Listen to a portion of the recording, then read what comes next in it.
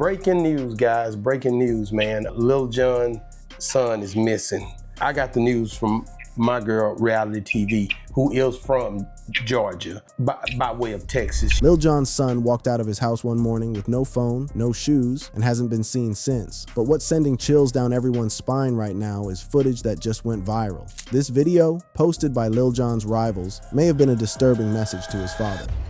The vanishing, a father's worst nightmare.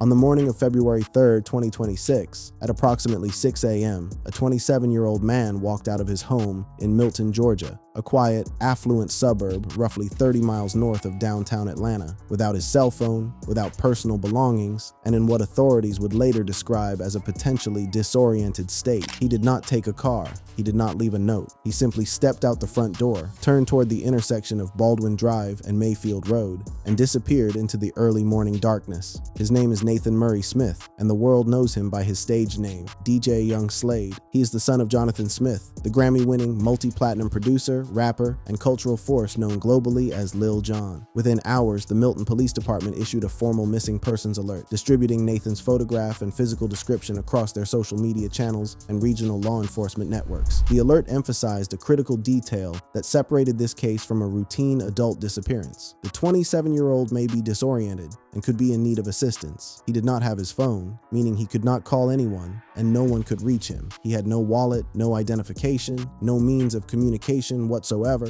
Authorities stressed there were no threats to the public, but they urged anyone who encountered him to contact police immediately for a welfare check rather than attempt direct confrontation. Fox 5, Atlanta was among the first local outlets to broadcast the alert, noting that Nathan was last seen near Baldwin Drive in Milton. WSB-TV followed with video coverage, broadcasting the missing person details alongside concern for his safety. Within 24 hours, the story had exploded far beyond local Georgia news. NBC News ran a national report detailing the circumstances. People magazine published the family's request for privacy and prayers, including a photograph of Lil Jon and his son from 2016, underscoring the close bond between father and child. USA Today reported that family representatives had issued a statement asking for prayers and privacy during what they called an unimaginably difficult time. Bet covered the story with emphasis on the family's anguish and police concern about his disoriented state. The Hollywood Reporter noted that Lil Jon was estranged from Nathan's mother, Nicole Smith, adding another layer of complexity to an already harrowing situation. The news triggered an immediate wave of reaction across social media and YouTube commentary channels. On Boss Talk TV, the host broke the story to their audience with visible emotion. Breaking news, guys, breaking news, man. Lil Jon's son is missing. I got the news from my girl, Reality TV, who is from Georgia, by way of Texas. Their co-host, Reality TV, provided early details about the circumstances, relaying what was circulating across Georgia media. Yeah, it seems that maybe he was, I'm not gonna say, I don't know if he was under the influence of a drug or whatever, but he ran out of the house barefoot with no phone or nothing. The hosts of Boss Talk TV immediately urged their viewers to help spread awareness. They read directly from the official reports, confirming the core facts. The hosts then relayed TMZ's parallel reporting, which had amplified the story nationally. So Lil Jon is dealing with a scary situation right now, TMZ said. His son, DJ Young Slade, has been reported missing in Georgia. The same thing, the Milton Police Department put out a missing persons alert Tuesday saying 28-year-old Slade, legal name Nathan Murray Smith, ran out of his home on foot and hasn't been seen since. And he doesn't have a phone.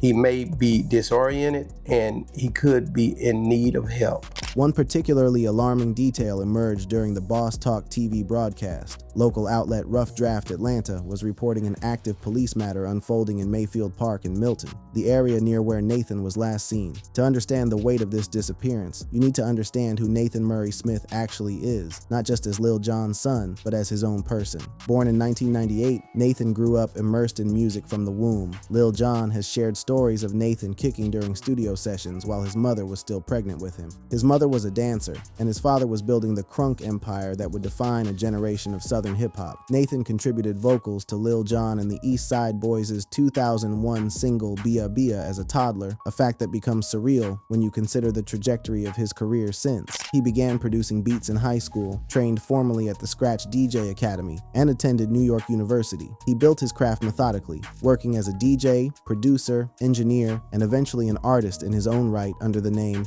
DJ Young Slade. His recent career trajectory showed genuine momentum. He collaborated with his father on Lil Jon's 2024 guided meditation and hip-hop album Total Meditation. He and Lil Jon produced tracks together for Too Short's upcoming Farewell album. He released a single titled Feels in March 2025, promoted actively on his Instagram, Yoit Slade. He appeared on MTV's Family Legacy series, discussing the pivotal moment watching his father's DJ set that cemented his own path. He performed at festivals like One Music Fest in Atlanta in 2025. He worked with artists like Jim Jones and maintained active ties across Atlanta's music scene. He appeared alongside his father on Celebrity Family Feud. By every measure, he was a young man building something real, independently producing, recording, and mixing his own material. On Boss Talk TV, the emotional weight of the situation was palpable. The host reflected on what it means to be a parent receiving this kind of news. And on the same show, earlier in the episode before the breaking news, DJ Young Slade himself had appeared in a previously recorded interview segment discussing what it was like to grow up as Lil Jon's son. That clip, Nathan describing his father as just dad, the man who drinks tea and watches movies at home, juxtaposed against a missing persons alert issued hours later by the Milton Police Department, is the kind of contrast that stops you cold. This is not a celebrity gossip cycle. This is a family in crisis. As of February 5th, 2026, there are no public updates indicating that Nathan Murray Smith has been located. Searches of nearby areas, including Mayfield Lake, were ongoing.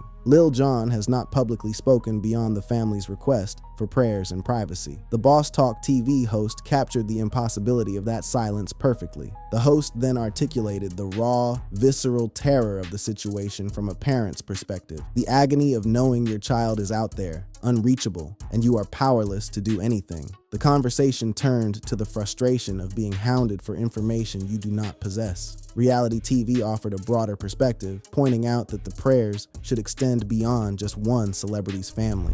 Praying for not just Lil Jon missing person, but All of them. missing people, because I know that he's a celebrity and they get, a bigger publicity and all that, but prayers for everybody that's looking for a missing person. Old enemies, new wounds, the beefs that never die.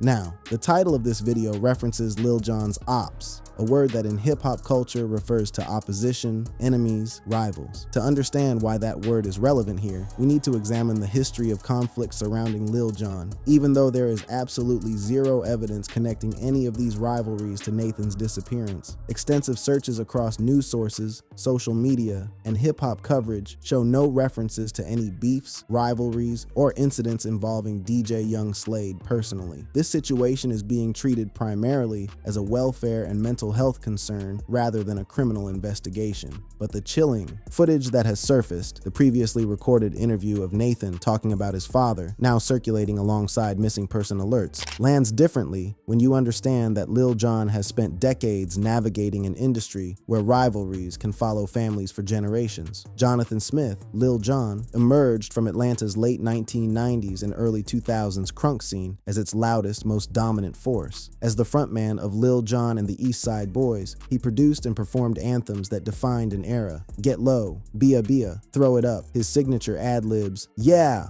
Okay, What, became cultural fixtures parodied by Dave Chappelle and recognized worldwide. He went on to produce Turn Down for What with DJ Snake, won a Grammy, worked across genres from EDM to country, and maintained relevance for over 2 decades. But that kind of dominance in Atlanta's competitive southern rap scene did not come without friction. The most significant documented beef in Lil Jon's career involves Pastor Troy, real name Micah LeVar Troy, a fellow Atlanta rapper, who built a devoted following through aggressive, independent Southern rap. The The two collaborated on Throw It Up, a track from Lil Jon and the East Side Boys' 2002 album, Kings of Crunk. That song became Pastor Troy's biggest mainstream exposure, a crunk anthem that put him in front of a national audience. But the aftermath of that collaboration planted seeds of resentment that would fester for years. Pastor Troy has spoken in interviews, notably a 2021 Vlad TV appearance, about his frustration with how the collaboration played out. No official music video was ever shot for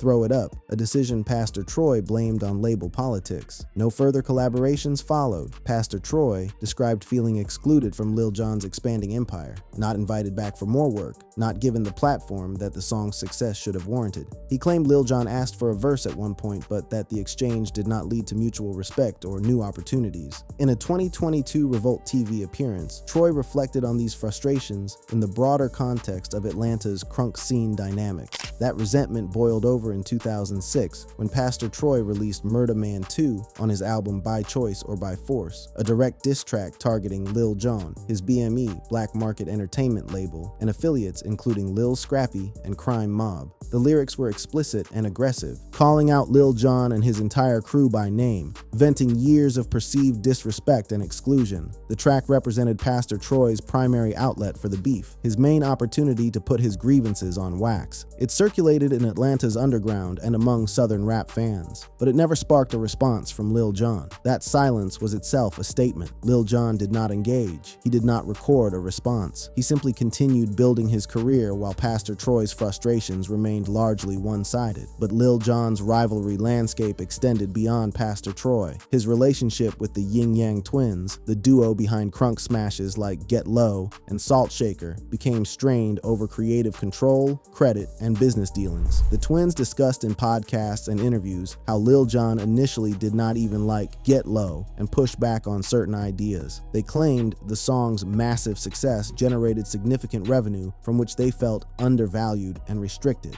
It was more of a professional fracture than outright hostility, but the tension was real and documented across multiple interview appearances. Lil Jon and the East Side Boys themselves split after their 2004 album Crunk Juice due to internal money issues, legal drama, and conflicts within the group. The breakup allowed Lil Jon to go solo and maintain prominence while the East Side Boys faded from public view, a business dissolution that left lasting tension between former collaborators. Dem franchise boys accused Lil Jon of heavily influencing or appropriating their sound during the crunk to snap music transition era, adding another layer of competitive friction within Atlanta's scene. And there were peripheral tensions involving Lil Scrappy, signed to Lil Jon's BME label, where 50 Cent reportedly pressured Lil Jon over Scrappy's affiliation, and Scrappy eventually departed the label amid unresolved issues. Through all of this, Lil Jon's approach was remarkably consistent. He stayed above the fray. He rarely addressed beef publicly. He did not record diss tracks. He positioned himself as a legacy figure in crunk music, focusing on production, collaborations, and eventually his dramatic personal transformation. In recent years, particularly from 2024 through 2025, Lil Jon openly discussed his journey toward mental and physical health. He acknowledged past heavy drinking, directly tied to his crunk party persona, and revealed that he cut back significantly after health scares involving his liver around age 50. He underwent EMDR therapy, started meditating, adopted an intense fitness regimen,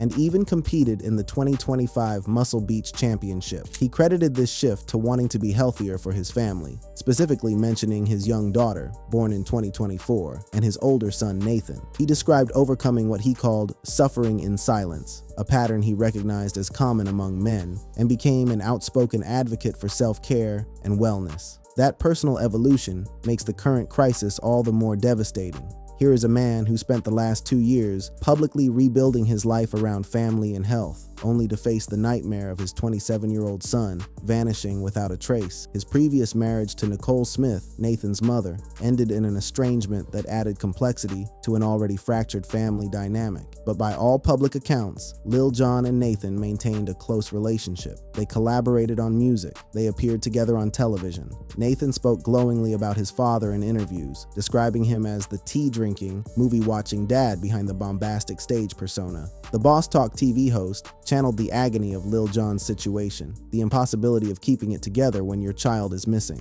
And I think that's just a scary situation when you sitting there trying to figure, you don't know. He didn't take his phone. He might have had on shoes, might have didn't have on shoes. He don't have no personal items. That's the weirdest thing right there, because now you got me worried. Now I'm worried about you because I don't know what the hell going on. What happened to my damn son is what I'm asking at that point. So, I mean, I just pray for Lil Jon, and I pray for the mother of the boy too, because she going through it. It ain't just Lil Jon because he got a name. It's family, brothers and sisters. Everybody's on high alert when somebody missing. As a relatively low-profile DJ and producer compared to his father's fame, Nathan has never been linked to any public feuds, music industry drama, or personal conflicts. His Instagram activity prior to his disappearance showed family appearances, music promotion, and positive career updates. But the history of hip-hop tells us that when you carry a famous last name, your father's enemies become your burden, whether you ask for it or not. And that brings us to the darkest chapter of this story. When the children pay the price, hip-hop's darkest pattern. What makes the footage of Nathan talking about his father so chilling, so deeply unsettling to anyone who watches it now, in the context of his disappearance, is that it exists within a broader, documented pattern in hip-hop where the children of famous rappers become collateral damage in beefs they had no part in creating. Nathan Murray Smith has no known enemies. He has no beef. He has no rivalries. His disappearance, by every official account, is a welfare and mental health crisis rather than a criminal matter. But the very fact that his name trended alongside the word Opps, that footage of him speaking warmly about his father is being described as chilling, reflects a culture where we have been conditioned to expect the worst when a rapper's child makes headlines. That conditioning exists because the worst has happened, repeatedly. Consider the most prominent recent example, the 2025 escalation between Nicki Minaj and Cardi B, a feud that had been smoldering since 2017 but erupted into something genuinely disturbing when both women began targeting each other's children. Nicki Minaj, real name Annika Tanya Mirage Petty, the Trinidadian-American rapper who had built an empire through albums like Pink Friday and maintained her status as one of the most successful female rappers in history, posted insults on social media, calling Cardi B's daughter Kulture ugly, referring to her as Kulture Vulture, and monkey, and threatening physical violence against a child. She extended similar attacks to Cardi's younger daughter, Blossom. Cardi B, real name Belcalis Marlanis Almanzar, the Bronx-born rapper who broke through with Bodak Yellow, retaliated by mocking Nicki's son, publicly known as Papa Bear, as slow and nonverbal, alleging that substance use during pregnancy caused developmental issues and making dark jokes about the child's birthday. Both women issued what amounted to backhanded apologies, Nicki specifically to Kulture, while continuing the attacks. The exchange drew widespread condemnation for dragging innocent children into adult warfare. The Drake-Kendrick Lamar feud of 2024 represented perhaps the most sophisticated and devastating deployment of family targeting in modern rap history. Drake's Family Matters alleged that one of Kendrick Lamar's children was fathered by his creative partner Dave Free, attacking the foundation of Kendrick's family and relationship with fiancée Whitney Alford, while also claiming domestic abuse in their household. Kendrick's response, Meet the Grams, addressed Drake's family members individually, including his young son Adonis, to whom Kendrick said directly, "I'm sorry that man is your father." The track also alleged the existence of a secret 11-year-old daughter Drake had never publicly acknowledged. Drake denied that claim, but the damage was done. These were not vague references or coded subliminals. These were direct, named attacks on children who had zero involvement in their father's creative or personal rivalry. Children weaponized as instruments of humiliation. The precedent for this had been set years earlier, in 2018, when Pusha T released The Story of Adidon, a diss track that revealed the existence of Drake's then-hidden son Adonis to the entire world. The track accused Drake of being a deadbeat father and featured artwork depicting Drake in blackface. The lyrics urged Adonis to come home, publicly exposing a child's existence as a weapon in a rap beef. That single track forced Drake to publicly acknowledge his son for the first time, a deeply personal family moment hijacked and detonated on a global stage for competitive advantage. It set the template that Kendrick would later follow and expand upon. Before all of this, Eminem had established the original line in the sand regarding children in rap beefs and watched multiple rivals cross it anyway. Ja Rule, in his 2003 track Loose Change, rapped negatively about Eminem's daughter Haley Jade, speculating about her future in connection to her father's chaotic public life. Eminem's response was devastating. Tracks like Haley's Revenge and Go to Sleep that accelerated Ja Rule's already declining career into irrelevance. Machine Gun Kelly's involvement began in 2012 with a social media post calling the then teenage Haley attractive in explicitly inappropriate language. That comment simmered for years before erupting in 2018 with MGK's Rap Devil and Eminem's lethal kill shot response. Everlast, the House of Pain frontman, had dissed Haley in an early 2000s remix verse, prompting Eminem to respond on Quitter and effectively end Everlast's relevance in rap entirely. The pattern was clear: mention Eminem's daughter and your career pays the price. But the deeper truth was darker. The fact that rivals kept doing it anyway proved that children were viewed as legitimate targets, regardless of the consequences. In the streets, the pattern turns lethal. Jacksonville, Florida's ATK versus KTA rivalries, involving rappers like Yungeen Ace and the late Julio Fulio, produced shootings where family members of rappers were injured or killed, beefs that blurred the line between music rivalry and gang warfare, where anyone in proximity became a potential target. In Stockton, California, rappers' children's birthday parties have been shot up amid ongoing crew feuds, endangering kids who had nothing to do with their parents' conflicts. These incidents represent the extreme end of a spectrum that begins with social media insults and diss track lyrics, but terminates in real-world violence against the most vulnerable people connected to the combatants. This is the context in which footage of Nathan Murray Smith, DJ Young Slade, now circulates, not because he is a victim of any beef, not because any rival targeted him, not because there is any evidence whatsoever of foul play in his disappearance. Police have been clear. This is a welfare concern, but the footage is being called chilling because we live in a culture where the children of rappers carry inherited risk simply by existing, where a previously innocent interview clip of a young man describing his father as just dad becomes something haunting the moment that young man goes missing. Lil Jon's own beefs with Pastor Troy, with the Yin Yang Twins, with former East Side Boys members, with the various competitors and claimants from Atlanta's crunk era were never the kind of conflicts that produced violence or threats against families. Pastor Troy vented on Murder Man 2 and in interviews, and Lil Jon never responded. The Yin Yang Twins expressed frustration about money and credit, and the relationship simply cooled. These were professional disputes, label politics, the ordinary friction of an intensely competitive music scene. But the precedent set by Nicki and Cardi, by Drake and Kendrick, by Pusha T's revelation of Adonis, by every rival who ever mentioned Haley Jade, that precedent means that when a rapper's child makes news for any reason, the immediate cultural reflex is to search for the enemy responsible.